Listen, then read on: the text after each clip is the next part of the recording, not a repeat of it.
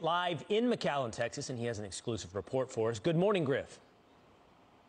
Good morning, Will, Pete, and Jed. You're looking at me through a wall. The walls put in place in the Trump era to stop the migration, the high numbers of illegal crossings, and, of course, narcotics. And it's holes just like this in the wall that make it easier for those cartels to push drugs through it. Here in the McAllen area on Thursday, a major DE drug bust, some 378 pounds of marijuana seized, 16.5 pounds of methamphetamine, 89 pounds of cocaine seized, all a part of the opportunity these migrant numbers crossing give the cartels to have an opportunity to push their narcotics through. Now, we talked exclusively with the special agent in charge here with the DEA, Richard Sanchez. Here is some of what he told us. Listen. Cartels aren't going to stop, but we're not going to stop either. And what they need to know is that we're here and we're not going away. And we'll continue to do our job just like we took an oath to do and just like we promised to do. And in this area, CBP tweeting yesterday that in a span of 4 days, agents have seized over 1,800 pounds of total narcotics. Meanwhile, on the migrant numbers and particularly the unaccompanied children crisis, DHS Secretary Alejandro Mayorkas ordering FEMA now to get involved and help HHS house, transport, and receive the high number of children. Mayorkas, for the first time, noting in a statement, quote, record numbers coming across. And here where we are, just about a half an hour away in Donna, Texas, the facility is absolutely exploding in terms of capacity, up 729%. They created capacity for 250 under COVID rules. They have now over 1,800. And finally, let me just show you a little bit away from where I'm standing. You will see a pile of ladders. Now, down there are these ladders that the migrants make. They bring it across the river. They stash it in a hiding along the tree line, and they bring it up to the levee wall and try and climb over it. These are the migrants that do not want to be caught, or the ones moving contraband, broken ladders on the other side where they've tried. But obviously, the pile of ladders, just a little bit of a backyard, perhaps to be used for kindling at some point for the resident of that house. At the end of the day, guys, it is certainly a situation that we have tried to be here on the ground to show you, but you can see it on Twitter. It's all over the place. You see the Border Patrol agents, the chiefs in every sector from Texas to California showing not just the high number of migrants crossing right now because of the policies of the new administration, but also the uptick in narcotics, like we showed you with DEA Special Agent Richard Sanchez. Will, Pete, Jed? Griff, so well done. But we got to say, that was some next level stuff right there. I mean, Griff, did you start your live shot with a drone through a fence and then move the drone and then pan it out? I mean, while you were reporting, I submitted you for an Emmy. Just for that open to the final hour of Fox and Friends. Griff, you are impressive. And the Fox flight team doing amazing work. But to a serious question. It's the drone guys. They're doing a great job. It's insane. Very, very well done. I can tell he used to be a producer, too, so that you know that's how he thinks. But, Griff, when you look at that spot, what's stark to me is, so ultimately you've got cartels trafficking drugs and people illegally all the way up to our border and then surrendering that product in people or whatever, especially in people, to our government officials on the border, Border Patrol agents, who then are effectively processing them and releasing them in the United States. I mean, that's the pipeline right now, and it's open season for it.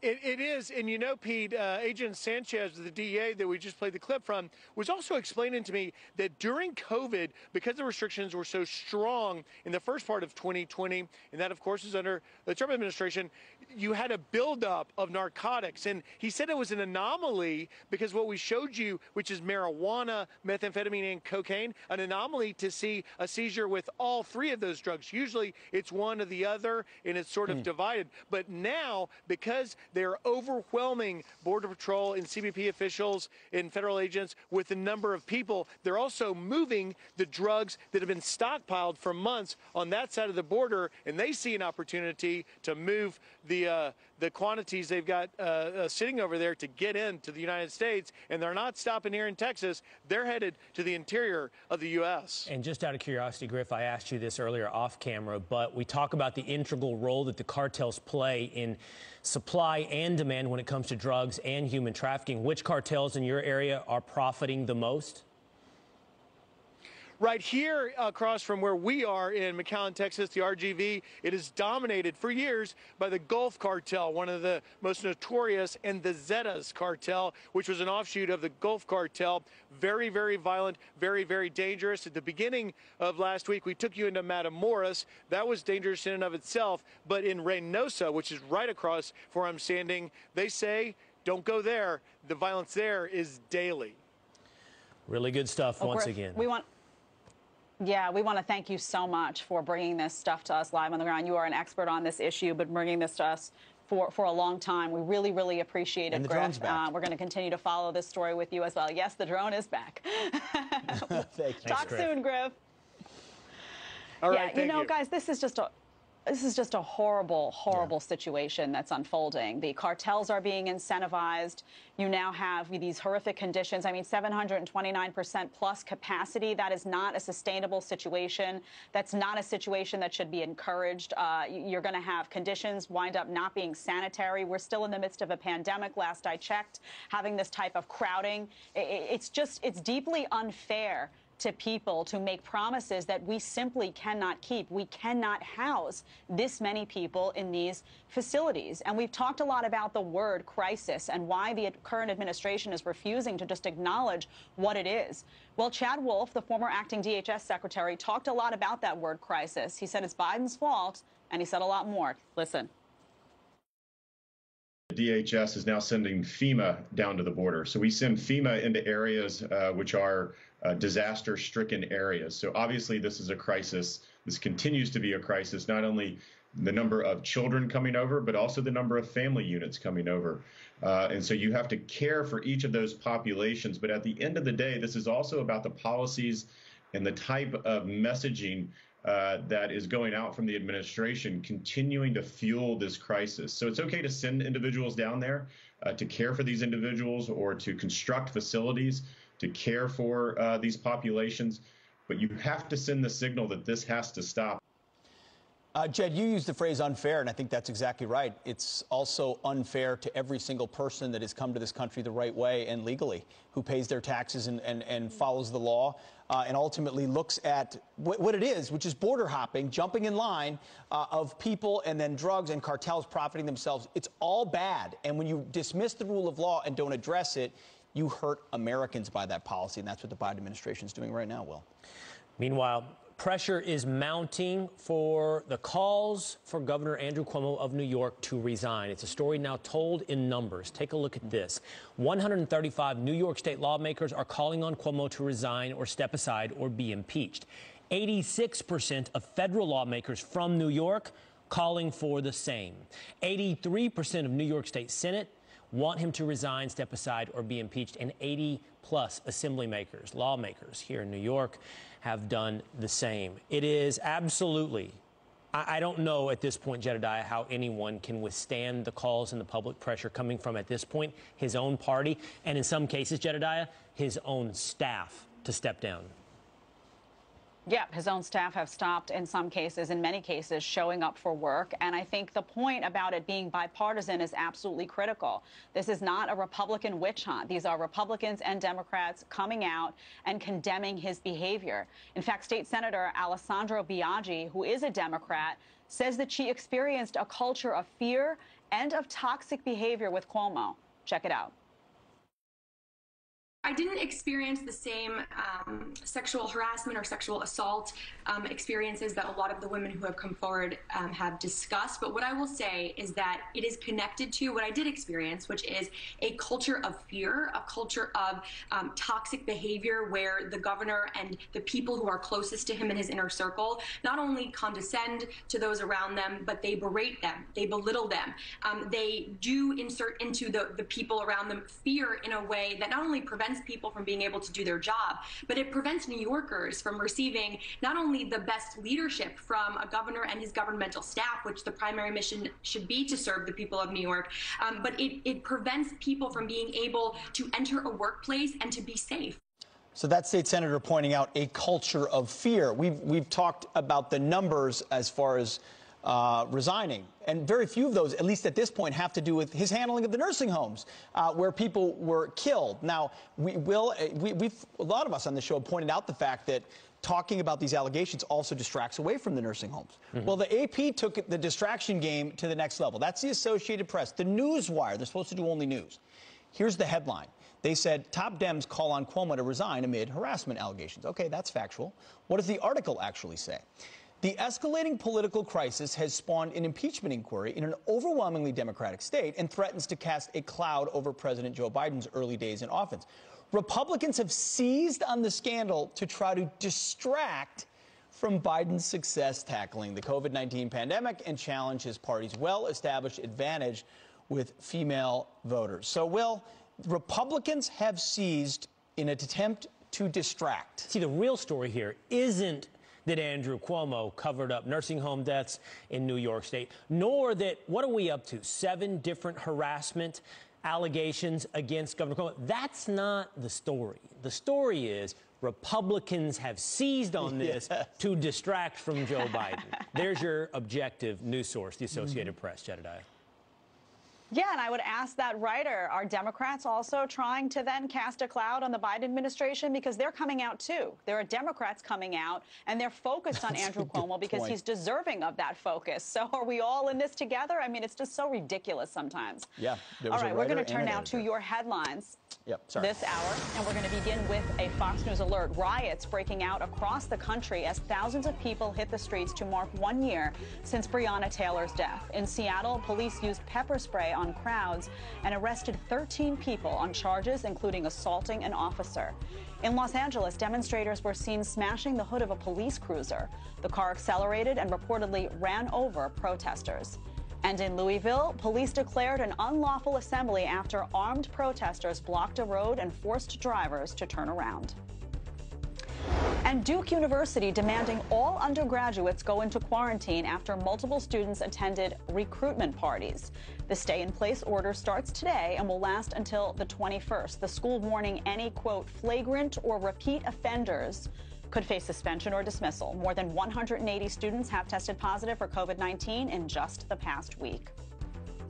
And Busch Gardens is about to offer dinner with a view. The park's Tampa Bay location is set to open a giraffe bar this Friday. Visitors can enjoy a variety of foods and specialty cocktails while looking out over a grassy plain where wild animals are free to roam, including giraffes and zebras. If you want to feed the animals, you will have to book a separate tour. Those are your headlines, and that's my kind of view, guys. Unsurprising. You should go to Disney. I've stayed at it's maybe Animal Kingdom. Yeah, yes. I stayed Tammy's there. in my ear. She loves Disney. She just got back. Animal Kingdom. Yes, you stay at your hotel right there. I stayed there. And then yeah, I have too. It's awesome. The giraffes can come almost amazing. Right up. Yeah. But if you have too many drinks, then you think you really can go out and feed them. Then you ride them. Yes. Then you rodeo the let's do giraffes. that. I think I've heard about it. I have a great idea. Right. Guys, we stay there, we give Pete alcohol, and we see what happens. Boom. Win for everybody. 8 seconds on Bring the some giraffe. cameras. Still ahead, House Speaker Nancy Pelosi leaving the door open to overturning the results of an Iowa race after a Republican was certified and seated as a member of Congress. Fellow Iowa Senator Joni Ernst is now fighting back, and she joins us live next. Did you know you can go to libertymutual.com to customize your car insurance so you... Well, it was one of the tightest races in decades. Iowa Republican Congresswoman Miller Meeks won her seat by just 6 votes last November. Now, Speaker Pelosi is opening the door to potentially unseating her to replace her with a Democrat. But Senator Joni Ernst says Iowans won't stand for it. She joins us now. Senator, thank you for being with us. Let me see if I understand this correctly. This race has been certified in Iowa. It has been called for Representative Miller Meeks. That sounds somewhat familiar, but in this situation, Democrats are very open to looking into the results, looking into the votes cast, and seeing if they can overturn the race. Incredibly hypocritical, Will. And Mariannette Miller Meeks, now Congresswoman Miller Meeks, has been seated in Congress. She won this election. It was certified by Iowans and has moved forward. And now Nancy Pelosi perhaps will overturn it. And that is horribly unfair to the voters in the 2nd District in Iowa. And we are pushing back. Well, let's just name it. Let's name the hypocrisy. We're almost when it was a presidential election, Senator, when it was Donald Trump questioning the election results, the chorus in response was, the election has been certified. You cannot question the results of a democratic process after an election is certified. But now the party hats are switched. I don't know how Nancy Pelosi or Democrats would reconcile this complete flip-flop when it comes to questioning the results of an election. Yes, exactly, Will. And Rita Hart, the Democratic opponent, didn't even exhaust all of the courses of action as required by Iowa law. Instead, as she did the recounts, Mariannette Miller Meeks went through the recounts, but they didn't take it through the Iowa courts. Instead, Rita Hart decided, you know what, I'm going to appeal directly to Democratic Speaker of the House, Nancy Pelosi, because we know she would love to overturn this election. You get a much more favorable hearing, so appeal it to Nancy Absolutely. Pelosi. You have an op-ed up on FoxNews.com. It says the following: Biden must own the border crisis as emerging national security threat to the U.S. Tell us about your op-ed, Senator. Yes, absolutely. I am the ranking member on the Emerging Threats and Capabilities Subcommittee in the Armed Services Committee of the Senate. And I see this not only as a humanitarian crisis at the border, but I also see it as a threat to our national security. We know that there are international crime organizations that are focusing on our southern border, not only with the human trafficking, the drug trafficking, but they also see this as a very weak point of entry into the United States. We know that Iranians, Chinese, Russians, they're all operating in our own neighborhood. All right, Senator Joni Ernst. We'll check out that op-ed on FoxNews.com. And we thank you for your time this morning. You bet. All right. Coming up, President Biden extending an invitation to North Korea's dictator, taking a page from the Trump administration's playbook. Retired four-star General Jack Keane is here to weigh in. Is amazing because, first of all, Joe Biden criticized mercilessly Donald Trump for his willingness to talk to Kim Jong-un. Okay, so that's number one. Then he turns around and reaches out and can't get a call back. Tell me about this. Well, things have changed. Well, first of all, I do think it's a good move to reach out. But think back, when President Trump came into office, President Obama had told him that the #1 security issue facing the United States, in his mind, that is Obama's, was the issue with North Korea. And there was plenty of evidence to support it. As we all remember, the fuselage of ballistic missiles raining in the Pacific and also, obviously, in outer space, and to include intercontinental ballistic missiles. And a North Korean leader, Kim Jong-un, is beating his chest about how he can reach every major city in the United States, to include those on the East Coast, and destruction is inevitable. We all heard the belligerent rhetoric. And President Trump dealt with that right at the beginning as a top priority, rightfully so, tried to enter into negotiations with North Korea, played nice with them and carried out what I think was a big stick. And eventually, when those negotiations weren't going anywhere, after the Hanoi summit, if you recall, in 2019, the North Koreans would not put anything on the table in terms of a plan to denuclearize, which undercut their statements that they intended to. And as a result of that, when they only wanted concessions from the Trump administration simply for talking to them, which is what they always were able to achieve with previous administrations, I may add, President Trump, rightfully so, got up and walked out. And this thing has been stalemated ever since. Now, the cushion that North Korea has, Pete, despite the Trump sanctions on them, is the backdoor of China assisting them economically and Russia assisting them. And that has been able to get them over the hurdle somewhat. But they certainly are suffering. And we'll see what comes of this. I believe the pattern here is North Korea usually has rhetorical belligerence, likely firing some rockets and missiles to get the administration's viewpoint and get their attention. and perceived to be a threat, and then go into negotiations and get what? Sanction relief. Yeah, That has exactly. worked in the past, except with the Trump administration. Remains to be seen what's going to happen here. It sure does. General, you mentioned China. I don't normally look to Bill Maher's program for insight on that, but here's a portion of what he said. We're going to get your reaction. China sees a problem, and they fix it. They build a dam.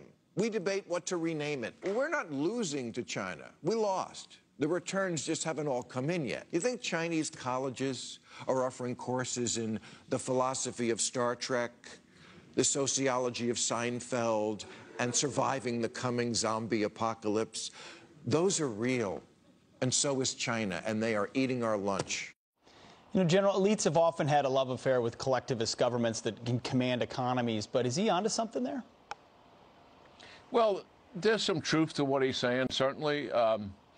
The reality is that China is seeking economic, technological, and military domination to be able to change the international order that has been in existence, particularly among like-minded democracies since the end of World War II. They want to form their own sphere of influence. And under President Xi, they are working with incredible determination and, I would say, speed and urgency to achieve that end.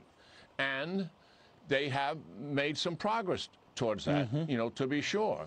I mean, they are the #1 stealer of intellectual property in the world, so much so that they are able to reproduce capabilities that exist in other countries or are about to exist in other countries and make them their own. They also have a significant technological capability that they're developing on their own. They want to achieve that dominance in the world. They don't have that, but they want to achieve it. The United States still has it. They're the second largest economy in the world, to be sure. They want to achieve economic dominance, but they've got some headwinds here, Pete.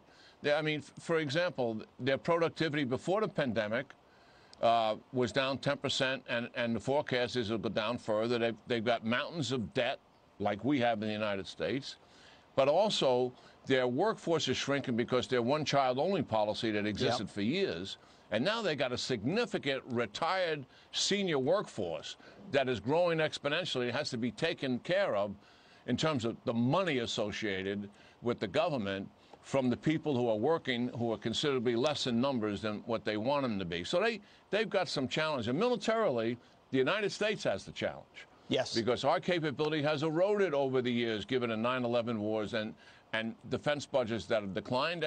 And Trump has attempted to reverse that, and we're on the path to that. It remains to be seen, Pete, if the Biden administration recognizes the seriousness of this erosion and the urgency it requires to rebuild a strategic and effective deterrence against China. That is what is desperately needed.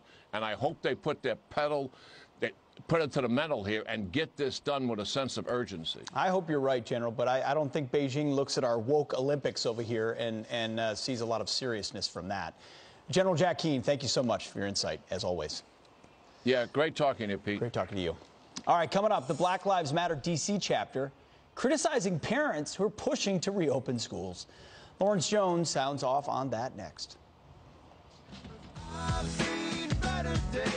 Tell people to reopen schools. It's not that easy to learn virtual.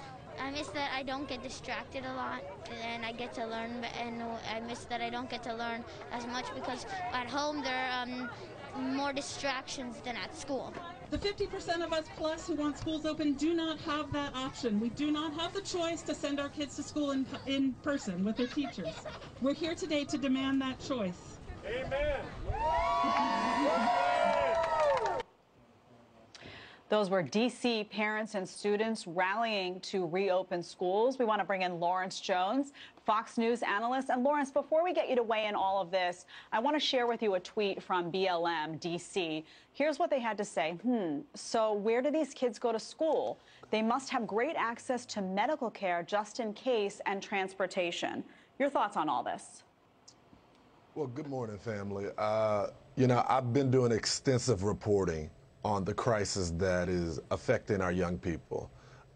It is clear that the Democrats are in the pockets of the teachers union. The fact that you got to have kids out there protesting to be able to return to school. This is America. This shouldn't be the way. I've showed you the stats of the mental health. I've showed you the stats, 6 to 8% that these kids, when they go into the workforce, they're going to be that much behind.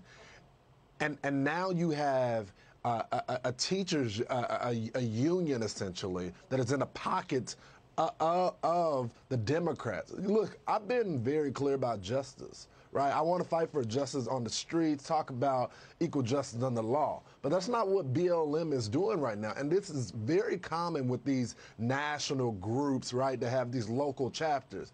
The people that this is going to impact the most are black and brown folks, right? They want to return back to school. How is mom and dad going to go to work and provide for their kids if they have to go be at home with them? What are we going to do about those kids that have been, 70% of them, on free and reduced lunch and they can't even get a quality meal? What are we going to do about these kids that are going to be 6 and 7, 8 years behind because of the loss of information they didn't receive during this pandemic? It is clear none of these groups care about the kids. They only care about the money that they're getting. It's sad. Lawrence, what is it about social justice warriors that specifically when it comes to the issue of education so often oppose the very policies that would help those they purport to be in the business of helping, whether or not it is charter schools, which many times social justice warriors oppose in cities like New York City, or here we're just simply talking about schools reopening? What is it about them opposing policies where the beneficiaries are, as you say, black and brown kids? Well, you know, it's a money game. Okay, let's just be clear about it. It's a money game. The unions have so much power. I get sick and tired of people talking about the gun lobby. When you have a powerful NEA and ATF that literally will slaughter candidates if they don't go for their agenda. We know that charter schools are better for kids. We know that school choice is better for kids because it encourages competition. But a lot of these teachers and a lot of these unions don't want merit-based pay. They don't like, and you know, for me, I was impacted by school choice. You know, my parents were in Dallas, and we end up going to Garland where they have choice of schools, meaning that you can go to any school that is within that district. You know how they got that? During desegregation, a federal judge said, look, you're making all the black and brown kids go to the bad schools in their neighborhoods. So you know what I'm going to do? I'm going to open up the entire school district. Now, we may not have segregation anymore, but you might as well have it if you know that the schools that are performing the worst are in our neighborhoods. And the only reason why they don't want to encourage competition is because they realize if they encourage competition, then a lot of those bad schools will be shut down and a lot of those teachers will be out of jobs. I don't care. I care about the kids. Why would you go for merit and competition when you haven't had to for all this time and you've been protected? You will lose. And you know you will lose when you do so. Lawrence Jones, thank you, as always. We appreciate it. Thanks, guys. Thank you, You got it. All right, now to the Big East tournament. We told you about all last week. The Georgetown Hoyas taking the championship title in a 73-48 stunner against the Creighton Blue Jays. Fox Nation host Abby Hornacek joins us live from Madison Square Garden, MSG, with more on the big game. Abby. Oh, yeah, guys. It was an exciting night right here behind me at MSG. You know, like you mentioned, never before have we seen an 8 seed win this tournament, but the Georgetown Hoyas did just that. Before taking down the Creighton Blue Jays to earn their first Big East tournament title since 2007, the Hoyas said, you know what, number 1 Villanova, no problem. Number 5 Seton Hall, we got this. Then they went into this championship game as the 8.5-point underdog, ended up winning by 25 points, guys. And you can't forget about Patrick Ewing either. He was a big story out of this tournament. Of course, we know him as a Knicks legend who also notched 3 Big East tournament titles as a player, but now we can think of him as the first to also win as a coach. It means everything. I just, you know, I can't do anything but applaud my guys. We've been through a lot. We had a pause. We came out of the pause, flying colors, and now we're on our way to the big dance. Yes, they are, and part of that reason is because of freshman Dante Harris. We talked about him all tournament long. He earned the Most Outstanding Player award, and also Chudier Bile. He led all scorers with 19 points, 8 boards, and was a huge contributor to that 73-48 victory for the Hoyas. Guys, this truly was a Cinderella story. They had to fight fatigue after playing 4 days in a row. They pulled off multiple upsets, really kept us on the edge of our seats, and you know what? Now they're the winners. They're going to the NCAA tournament, and this Big East tournament definitely delivered. Absolutely, Abby. Thank you so much. Thanks, Abby. Thanks, Abby. Thanks, guys.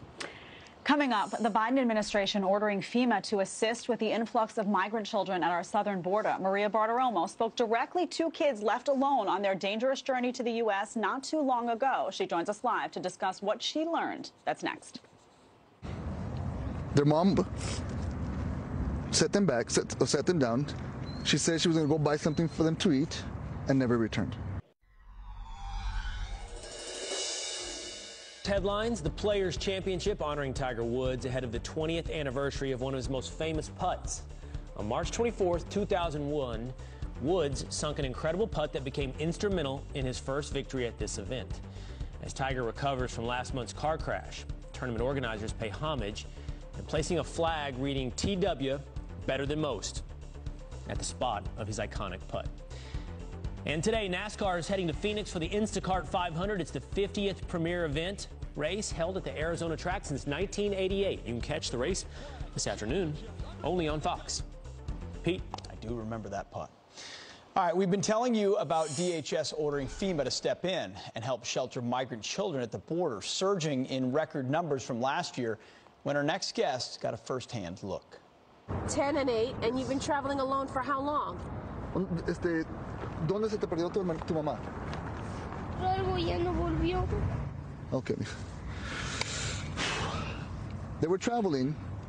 Their mom set them back, sat them down. She said she was going to go buy something for them to eat and never returned. Here to react, Sunday Morning Futures anchor Maria Bartiromo. Maria, watching that, my eyes are welling up. These are babies. I mean, this is completely heartbreaking what's going on. Your thoughts on what you saw up close and personal? Yeah, it really was. I mean, when I saw those two kids cross the border right in front of my eyes, all I could think was, how does this happen? How is it possible that these two young babies are able to cross into El Paso, Texas, and pass drug lords and drug cartels that have a serious big money business, and that business is transporting drugs over the border and humans over the border. It's getting increasingly expensive now to get those things over the border. We've got a list of the prices coming on that the drug lords and the traffickers are charging people if you come from Mexico versus if you come from Romania or if you come from the Middle East. It's incredible, the business that has built up around the border. And the border towns have completely changed. The border towns are not, you know, just Texans. The border towns are totally international, and you don't know who is in these border communities. That has stirred up such upset from the people who live there. So this is a serious crisis. Don't forget, when I took the show down to the border, that was April of 2019. So we are 2 years later, and you could just imagine how much worse it has gotten just because of the signals that the Biden administration has sent out. The signal is, it's all good. Come on over. We are stopping the wall construction. We are overturning the Remain in Mexico. We are going to be humane. We are going to get you to live with families. This is the crisis that the Biden administration is dealing with right now. That's why FEMA has to get involved. That's why we are seeing this become topic A. By the way, one thing that the president did not mention last week when he did his presentation on Thursday night is the fact that the migrants are bringing COVID into this country 10 times the rate of what we are seeing in America right now. 10 times. We're going to talk about it in 10 minutes' time. We've got the governor of Texas coming, as well as John Cornyn from the Senate, talking about all of this and how America is changing fast because of these open borders. I'm sure you'll be talking about those topics all throughout the morning. In addition to Peter Schweitzer and Candace Owens, we'll be watching Sunday Morning Futures. Thanks, Maria. Thanks, Maria. Thank you so much. Still ahead, former New York Times opinion writer Bari Weiss highlighting the damaging effects of woke ideology on students on some of America's top high schools and universities. We'll talk to Princeton University professor who has a warning for parents and educators next.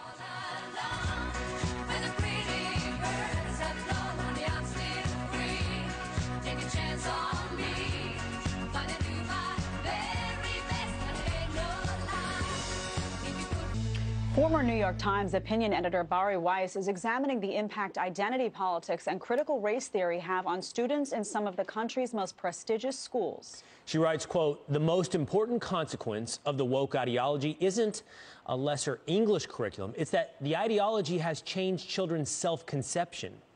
Princeton University professor Robert George is a founding member of the Academic Freedom Alliance, and he joins us now. Professor, thank you so much for being here this morning. Really appreciate it. We're going to get to that alliance in a moment because it's really important. But let me read one more portion of the Bari Weiss op-ed and get your response. Here's another part of what she writes. She said, "Children learn how the new rules of the woke work. The idea of lying in order to please a teacher seems like a phenomenon from the Soviet Union. But the high schoolers I spoke with said that they do versions of this, including parroting views they don't believe in assignments so that their grades don't suffer." Professor, is this something we see? It's something we see, and it's something we should be deeply, deeply concerned about. There is all the difference in the world between education and indoctrination. Indeed, indoctrination is the very antithesis of education. And this is what Bari Weiss has put her finger on. At some of the best schools in the nation, both public schools and private schools, even the most elite private schools, especially the most elite private schools, students are forbidden from saying what they truly believe, either formally or by informal pressure from peers and from teachers. And sometimes they're even forced to say things that they don't believe. Well, this is simply not education. For education to occur, we need an atmosphere of freedom, not an atmosphere of fear and intolerance. Yeah, you know, Professor, I worked in one of those elite private schools, and it was mind-blowing, some of what I saw up close. Yes. Very much mirrors what Bari Weiss is expressing. And you've been teaching at Princeton yourself for 36 years. So what are you seeing in college classrooms? Are you seeing the same phenomenon bleed over from high school to college? We are. Indeed, students are coming in nowadays, seeing this in the last 5 years, really, in very many cases with their heads stuffed filled with ideology or stuff full with ideology. They're not considering or even interested in considering the best that is to be said on the competing sides of questions, which is the essence of education, considering the arguments on the competing sides. And part of the job now of a university professor, which has always been part of the job, but it's even more urgent now, is to open students' minds. The trouble is a lot of students are engaging in self-censorship.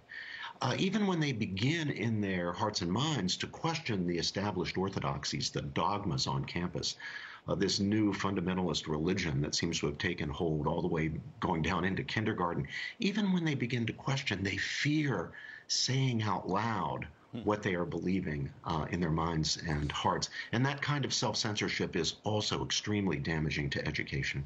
That self-censorship, Professor, might be the end of the line of censorship, but there are other students looking to censor other people, including professors. We've seen the videos from Evergreen College or even Yale, yes. Professors surrounded by their own students being hectored. And of course, there are many administrators and professors who are losing their jobs over these sort of, mob outrage incidences. But I know that you are working on something called the Academic Freedom Alliance is supposed to address or attempt to address some of these issues.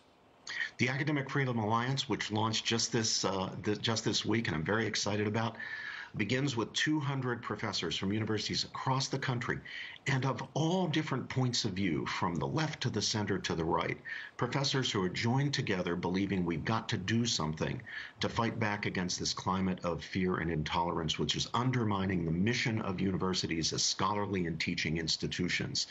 And what we're doing is vowing to fight with each other, to stand with each other, to treat an attack on one as an attack on all, not only for the safety of ourselves as individual professors who need to be able to speak our minds and teach as we see fit in the classroom, but also for the sake of education as a whole.